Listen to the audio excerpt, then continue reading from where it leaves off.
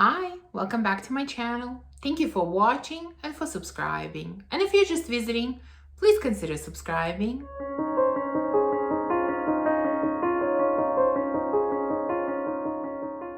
So we often think about fruity fragrances as the ones that we wear during spring and summer. But I think there are fruity scents that will be suitable for colder weather as well. There are definitely some fruity scents that will be great to wear during fall and winter. And these are the scents that I want to share with you today. Now, I've thought about filming this video for quite some time, but I think if I remember correctly, I saw Aisha from Simply Aisha do this type of video as well. So definitely make sure to check out her channel and this video. It will be linked in the description below. Now, let's go through the ones that I have chosen for the fall and winter. Now, I'm going to start with a fragrance that features the note of plum. And this is a fragrance that I no longer have in my collection, but I did have it for quite some time, so I know very well how it smells. And it is Black Tulip from Shay and Blue.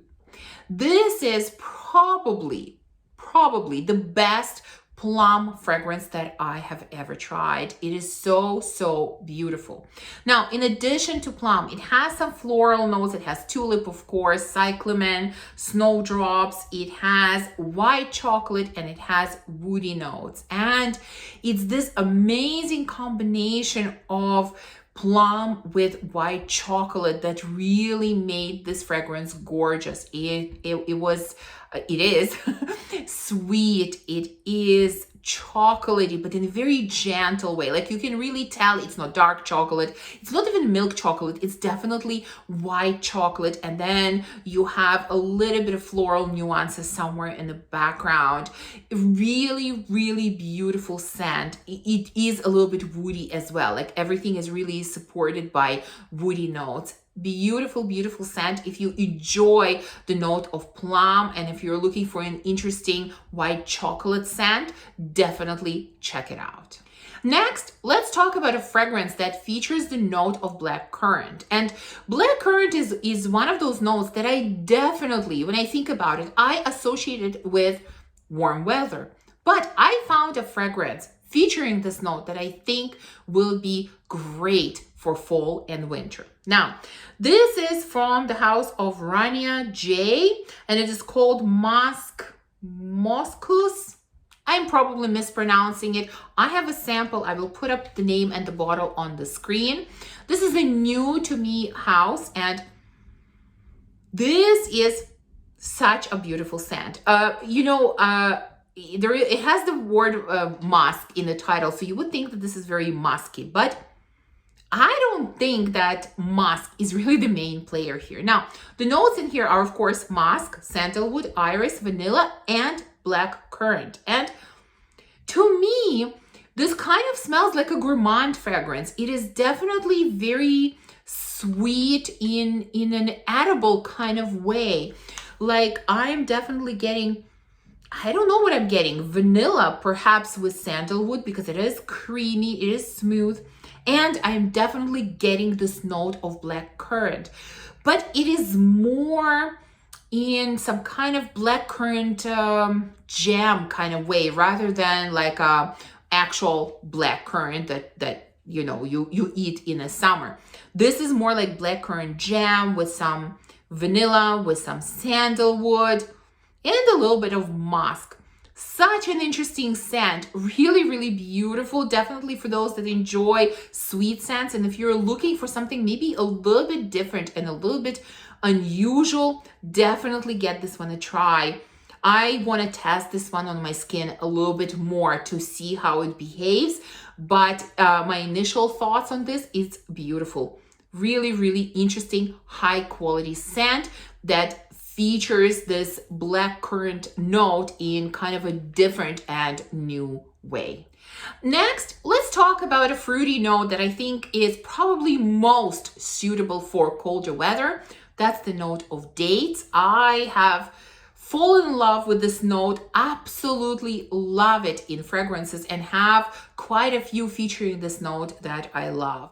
Of course, I have to start this list with Nea from Juliet Mad, fragrance that I absolutely love and I put in my masterpiece fragrances video.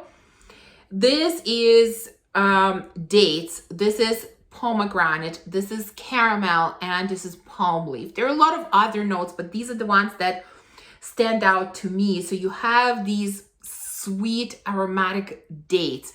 They are drizzled with caramel and with some pomegranate juice, and then you have palm leaf that brings a little bit of greenness, not so much even greenness, but a little bit of freshness to this composition, and kind of tones down the sweetness, because sweetness could be slightly overpowering in this fragrance. I mean, you have dates, you have caramel, you have pomegranate, and this is really like pomegranate juice, not the whole pomegranate.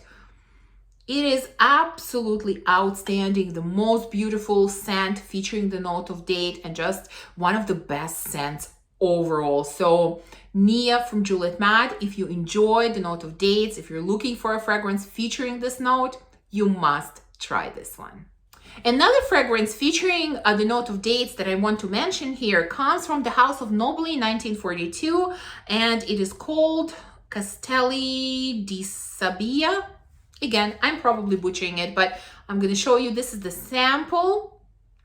This is one of their newest releases, I believe. So, you know, when I found out about this, of course, I had to try it because I love the house of Nobile 1942 and I really enjoyed the note of dates. Now, this one, in addition to dates, has a lot of spices. It has cardamom, it has cinnamon, it has black pepper. It also has vetiver, cypriol oil, it has musk, cedar, and vanilla.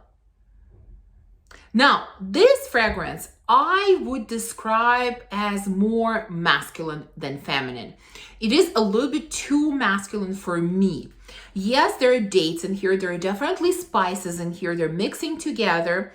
But it doesn't have a lot of sweetness, and it definitely has kind of earthiness, and it has oud. To me, it feels like it has oud. So you have dates with spices mixing with vetiver and mixing with oud. So earthiness and oud. That's how it feels to me. So this I would recommend to men. If you're looking for a date fragrance that is more on the masculine side, that is less sweet and more kind of woody, kind of stronger scent, this will be a great one to try. So this one is more on the masculine side. I would recommend it more to men than to women, but it's a beautiful woody kind of date. That's how I would describe it. And the last one featuring the note of dates, again, I don't think you will be surprised if you watched my channel even for a little bit. Of course, Rouge Saray from Atelier des Ors had to be included because this is another outstanding fragrance featuring this note.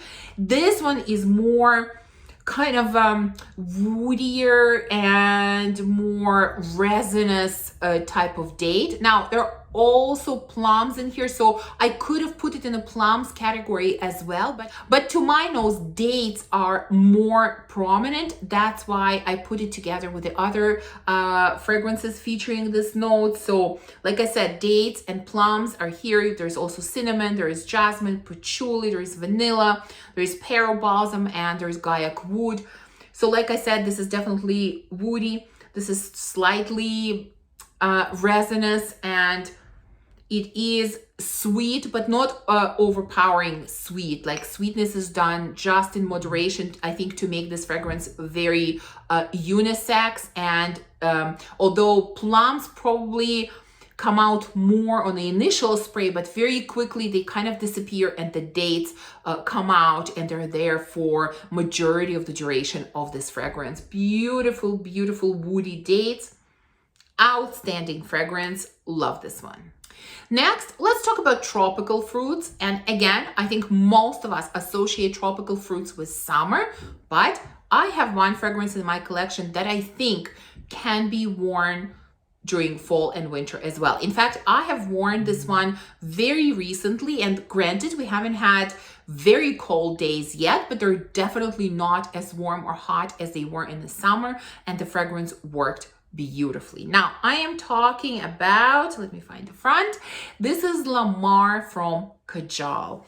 One of my best discoveries this year, and I love it. This has pineapple, it has red apple, it has some spices, it has woody notes, it has vanilla, along with other things. Now, the reason I have chosen this one for colder weather is because although initially I get this juicy, sweet, fresh pineapple with some spices, when it dries down, when it settles down, on me, it becomes quite syrupy. Instead of this fresh pineapple, I get more like some kind of, I don't know, pineapple syrup or something like that. It's very syrupy and kind of denser and deeper and sweeter, and I think that's why I think this would work for colder weather. So it is beautiful for any time of the year, in my opinion. I definitely am planning to wear it through the fall for sure, and quite possibly in the winter as well. I just cannot get enough of this fragrance. Next, let's talk about the note of peach. Now, peach is a tricky note for me. I definitely have to sample peach fragrances to know if I like them. Some peaches I like, some peaches I don't like. Peach fragrance that really surprised me this year when I tried it was Bitter Peach from Tom Ford. I expected to hate this fragrance, and I ended up loving it. I definitely want to find a full bottle, but for a reasonable price, because I think overall Tom Ford is just a touch overpriced. But this one, I don't know what it is about this fragrance. I love it. I absolutely love it. It has peach, it has blood orange, it has cardamom, there is some rum and cognac in here, there is patchouli, there is vanilla, sandalwood, benzoin, a lot of other notes. This really feels like that fleshy peach, really ripe and juicy peach, and it is mixed with blood orange. Blood orange gives kind of a bit of that citrusy sweetness to it. I'm definitely getting a lot of patchouli. It's kind of that earthy patchouli that I love. I'm a huge fan of patchouli, and it is beautiful patchouli in this scent. There is a bit of sweetness from benzoin and vanilla. I don't know what else is in here.